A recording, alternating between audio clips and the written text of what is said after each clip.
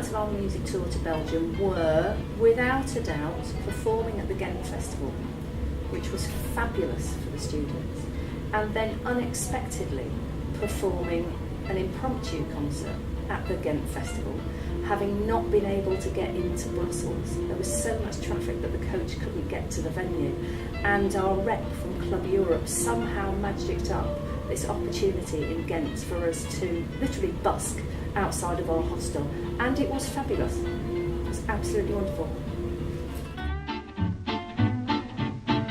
The advice I'd give to other music leaders about organising a music tour is go to Club Europe, actually, because they hold your hand every step of the way. I was lucky enough to work with Club Europe at its inception many years ago. So before it was the company it is now, it was a group of us who got together and a guy said, I'm thinking about doing this, what do we need to do?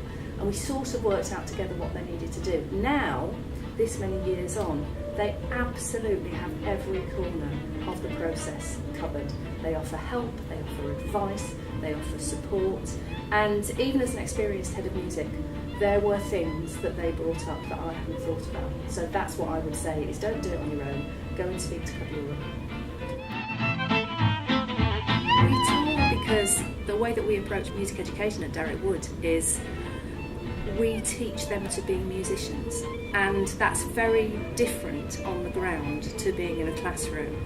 In a funny way, one of the best things they get out of it is understanding the kit, how hard it is to be a drummer and have to cart your gear. If you're a singer, you never get to see that. So they learn to manage the gear, they learn to adapt in performance to the setting, they learn to expect the unexpected, and they develop all of those skills of independence, creativity and collaboration as a cohesive unit that you just don't get in the classroom.